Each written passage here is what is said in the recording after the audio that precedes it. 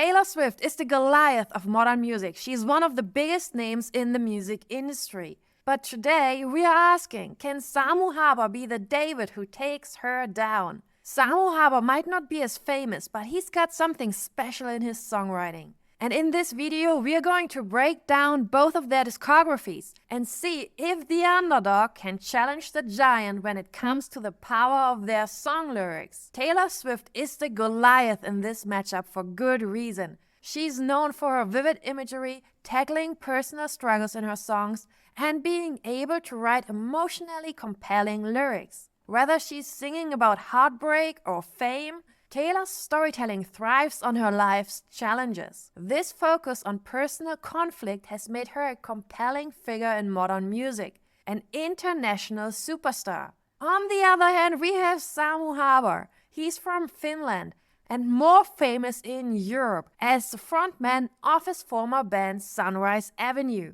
While he doesn't have Taylor's global fame, Samu got his own set of strengths and maybe even a special right hook that could take her down. Known for his charming personality and heartfelt songwriting, the multiple voice of Germany juror writes songs that deeply show what's going on in his heart as well. And in this match of Swift versus Haber, your referee is Melanie Naumann, that's me. I'm a StoryGrid certified editor, which means I don't just listen to songs. I dissect them. I analyze every lyric by taking it through a spreadsheet with around 80 different criteria to evaluate the power of the song lyrics. I do that by focusing on the art of writing songs. It's all about the content of the song lyrics to see how well they connect with the audience, tell a story, and whether they leave a meaningful takeaway.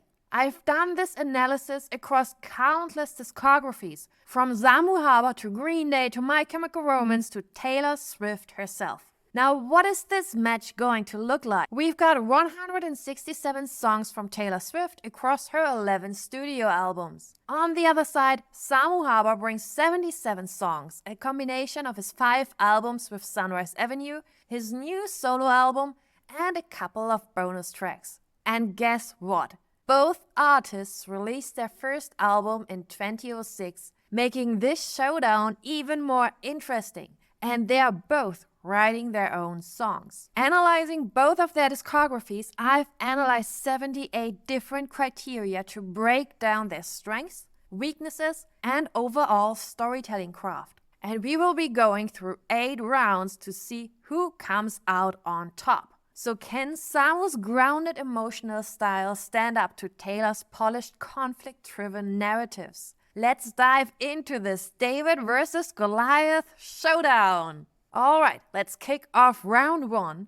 We are starting with the first impression of their song lyrics. This is all about how quickly their songs engage the listener and if the song delivers on what it's set up. And first off, who writes the most powerful first lines that immediately hook the listener? And with lines like "this is the end, you know," and many more, Samu on average pulls the listener right into his songs quicker than Taylor does by writing an attention-grabbing opening line. Next up, who is writing the first verse of their song in a way that makes the listener want to continue listening? And with songs like "I Help You Hate Me" that have an intriguing twist right at the start, Samu scores another point, although it's very close. Let's see who is best at connecting the first and last line of the song so they wrap up nicely how the song's main character's situation has changed. And although both do not pay attention much to this little lyric writing trick, Samu again has a couple more songs on average than Taylor, where the last line is the answer to the open question that formed with the song's first line. Let's see who writes their songs in a way the listener easily gets what the lyrics are about. And Taylor scores her first point.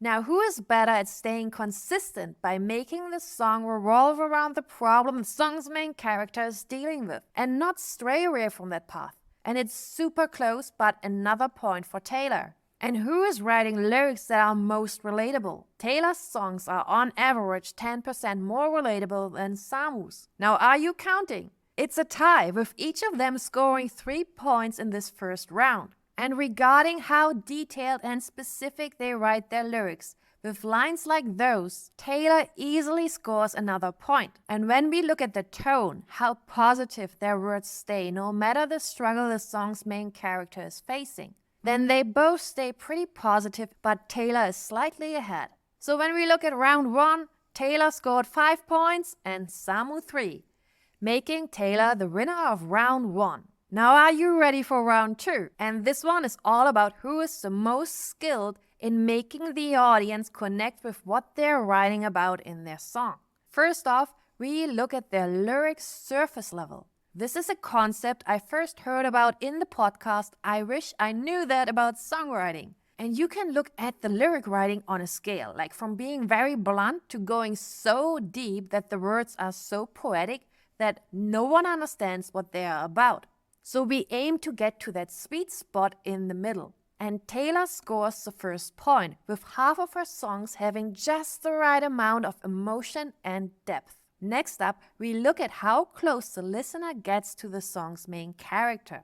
Do we have access to their emotions and thoughts? Or are they locked up and we don't know what's going on in them internally? For example, those lines are honest and vulnerable. This is a super intimate insight into the song's main character's thoughts and feelings. And Taylor clearly wins this point with almost 3/4 of her songs that open up her heart. Next up is the question who addresses the problem the song's main character will have to deal with in their song's opening line. While there are 9 different ways to grab the audience's attention, as you can see in this book, not all of them include the problem. And the one who's good at grabbing the listener's attention right from the start scores this point.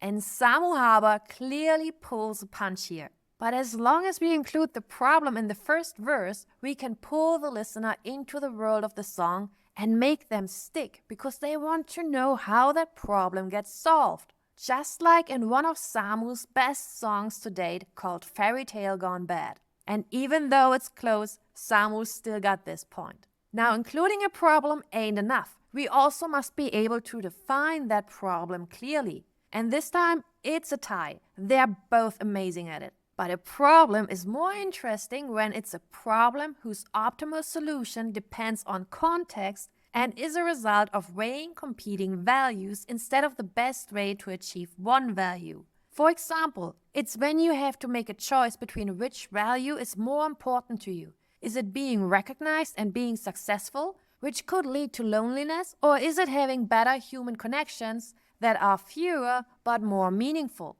And Samu scores again with Taylor close behind. And the last question for this round, whose song's main characters evoke the most empathy in the listener? And this time, another point goes to Taylor. So this is the final result of round 2. They both scored 3 times and we have 1 tie, turning them both into the winner of round 2. Let's continue with round 3 of altogether 8. It's all about the ability to paint images with words.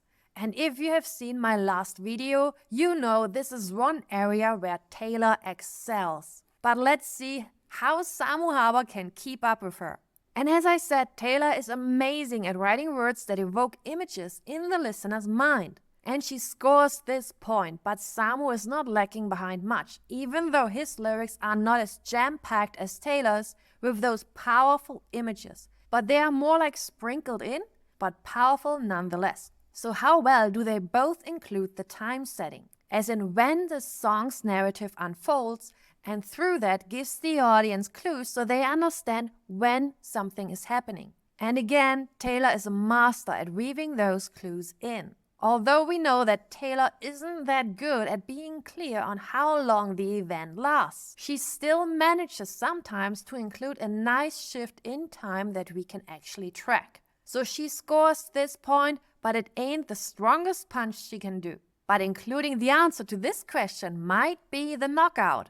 After all, Taylor can create the setting in her songs that make you feel like if you're right there because you can picture it all in your mind's eye. But even though Samu can't keep up with her here, he still stands his ground. The next one refers to showing what the song's main character is literally doing, so the listener can see them in action, like actually doing something that we can picture. And again, Taylor's pretty good at that. Of course, there should be a reason why the characters do what they do. So is their literal action a tactic that allows them to follow a certain strategy to get what they want or are trying to avoid? And Taylor wins this point as well. Imagery is one of Taylor Swift's biggest strengths. So this third round clearly goes to Taylor. So let's move on to round 4. Samu is already a little beat up, but he is still standing. And against this Goliath of the music industry, he is doing a great job of keeping up. And now we are quickly moving through point of view, checking if they're both doing a good job establishing who the song's main character is and being consistent in the chosen point of view. First, are they clear about who their song's main character is? Another point, 1 for Taylor. She's mostly doing a good job here. The next one is all about being clear on who talks, especially when we refer to what other people said by including dialogue tags, like he said or she said. And they're both pretty good at not confusing the listeners so they don't start to wonder like, hey, who said what? Next up, does their point of view work or do they occasionally let it slip so the listener gets confused by all those personal pronouns and who they actually refer to? Taylor, no mistakes. Samu, just a few, but overall, they're both really good at this. Now, do they both introduce the song's main character to the listener in the song's first verse? This is important so that the listener knows with whom they can connect and into whose shoes they can put themselves in. And we got a tie, a point for both of them. And this one is about the strength of the song's main character's personality. Are they someone we can look up to and take advice from? Or that are courageous and also, even if flawed, show a certain admirable character trait? Well, it could be better for both of them. Definitely better. So they actually have characters in their songs that inspire through who they are. So round 4, Samu got another beating, but Taylor has not yet managed to throw a knockout punch. Although this round goes to Taylor again, Samu might just be the one who makes the final punch. Alright, now I know the referee is not allowed to take sides, but still, if I have the choice, I listen to Samu's songs more than I listen to Taylor because there are some that are so powerfully crafted, they move me every time. So let's see if Samu can win some more points in this round. That one is all about how they both include external struggles that the song's main character has to face. At StoryGrid, we have to find 9 different kinds of stories that all revolve around things that happen to the main character. The opposing force is coming at them from the outside. We start with comparing who is better at establishing what the song will be about externally, and do that in their song's first line. And once again, when it comes to writing a strong opening line that sets the audience's expectation right from the start, it's Samu who scores that point. Now, who has, on average, included the most external struggles in their song lyrics? And when you've seen my video about Taylor Swift, you know this is one of her major strengths. But look at Samu keeping up with her so easily. And when it comes to actually focusing on the positive place of the external struggle, then once again, Samu is on her heels. He's catching up to her, but he's not quite there yet. To meet the audience's expectations, each content genre comes with a set of obligatory moments that just belong to that kind of story. Just like in a love story, we need the moment when the lovers first meet, or there's the confession of love, or the proof of love. And Taylor clearly scores this point. Next up, to lead up to those obligatory moments, every content genre also has a set of conventions, whether that's regarding the context or the characters within. For instance, in a love story, we have helpers and harmers or secrets, whether that's the couple sharing a secret, keeping one from one another, or the people around them keep a secret from them. And there are also some more conventions. But once again, Taylor leads the way here. Now, if there is a story told, where do we have a shift of the song's main character's external situation to the positive? And well, even though Taylor gets this point, it was a weak blow. And final point for this round is about including what the character consciously desires. This doesn't have to be stated explicitly in the lyrics, but the listener should know what the character's goal is. And Taylor is taking the lead once more. To sum up round 5, Samu scored 1 point, Taylor 6. But still, Except for the conventions and obligatory moments, Samu is still standing his ground. Still, the winner of round 5 is Taylor, but Goliath does have its weaknesses, and maybe Samu can exploit them in the last 3 rounds. Perhaps even in this one, round 6. After all, the internal content genre isn't Taylor's strong suit, because she does not truly focus on the character's internal needs in her songs and how the song's main character changes. And internal refers to a person striving for respect and esteem, their worldview, and how they want to be remembered. So let's see if Samu can gain an advantage here, especially when writing a first line that immediately establishes that something is going on internally in that person. And he does do so in his songs with some very clear beginnings that get the character's internal world across right from the start. And he does do so more than Taylor. And in case you were wondering, we include the internal content genre so we can show how the song's main character changes as a person, depending on how they are seen, valued, and how they are able to solve problems. And both of them, Taylor and Samu, include what affects a person internally, with Taylor doing on average slightly a bit more of this. So the question is, how many times is their song's main character actually at a good internal place? In worldview stories, that means they are mature or wise. In status stories, they respect who they are and don't sell out. And in morality stories, they are able to do the right thing, even if that means sacrificing themselves for the benefit of someone else. And again, Taylor is slightly ahead. Concerning the obligatory moments of the internal content genre, we have to focus on the unconscious need of the song's main character and what's internally troubling them. And again, it's a very close call for Taylor. Samu is not giving up. Now, when we get to the conventions, it can be other characters or be more focused on the context. And this time, Samu scores another point. Now, when the song tells a story, does the song's main character become a better person at the end of the story? And it's possible to show that shift by focusing on how they are able to adapt to the changing context. On the other hand, a negative shift would be when they choose to do something that will keep them in a bad place. And this is a hard beating, even though Taylor's blow wasn't that powerful, but Samu had a weak position and this one knocks him down. So let's see if he can recover by looking at whose lyrics clearly show what the song's main character unconsciously needs. And sometimes just one line can give us a clear indication.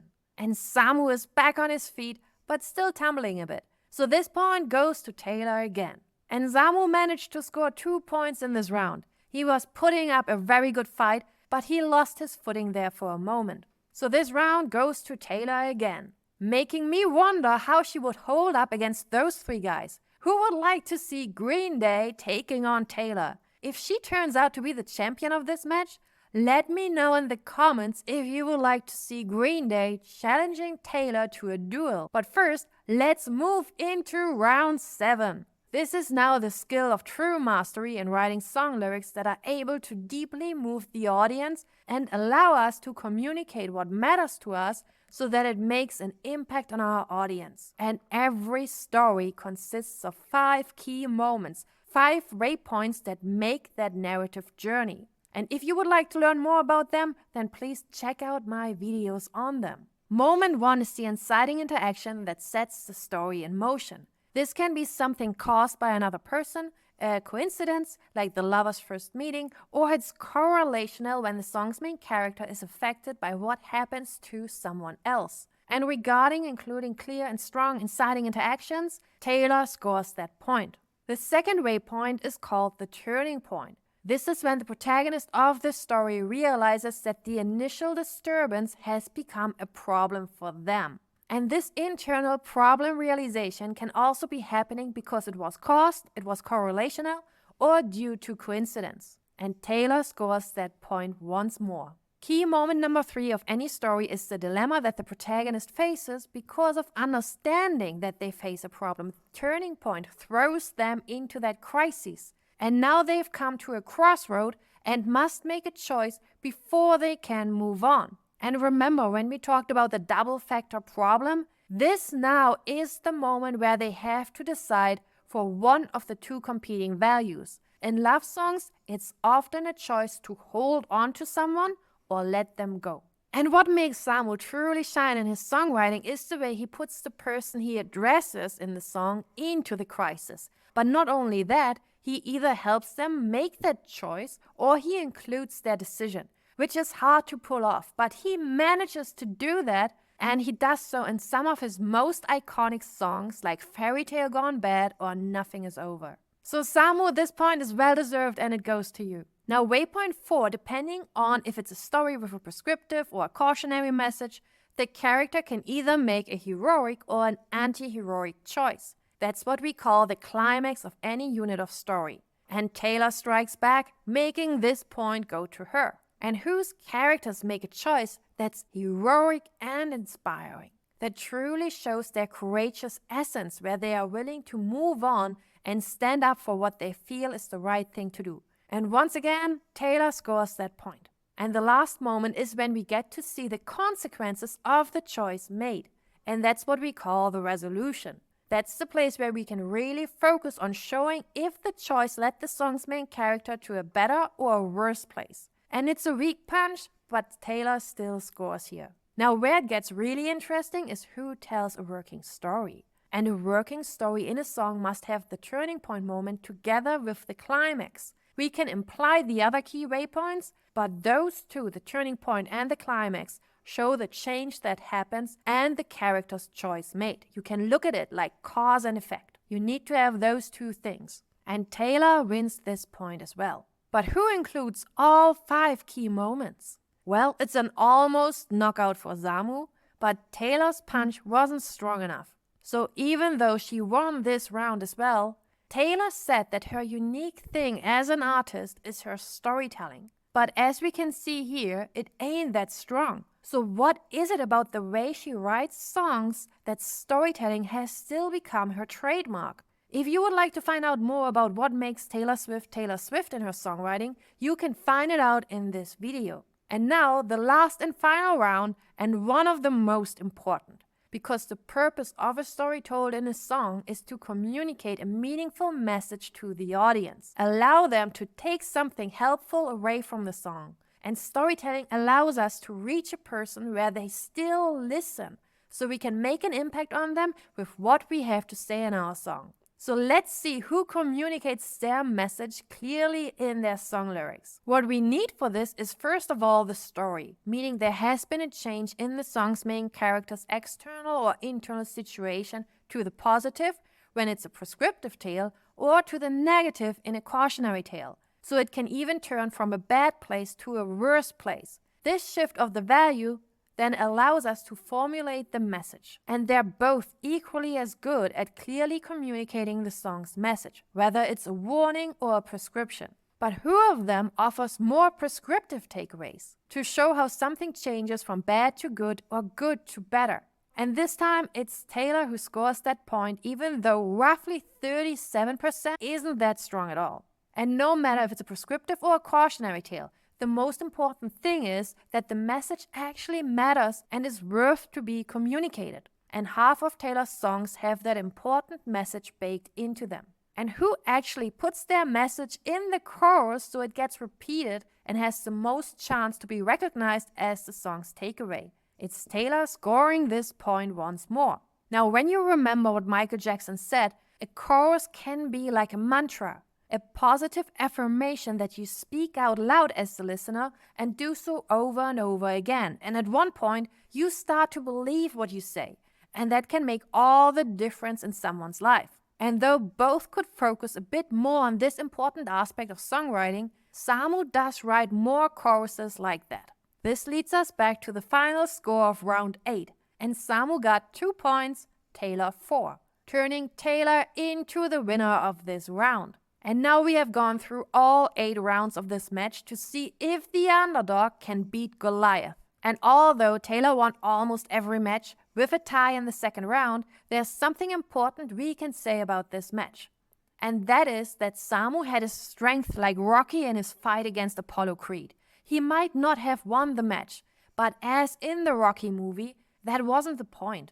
he didn't mean to win. He wanted to be the first one who would go the distance and stay on his feet the entire match. And through that, inspire everyone. So even though Samu has suffered quite a beating, he had his moments to shine. And I think we can agree that he only suffered a few hard blows. Most of the time, he stood his ground. And if you would like to check out his songs, here's a list of his best ones. And even though we didn't see his special punch, he does have a very cool songwriting technique that is worth exploring.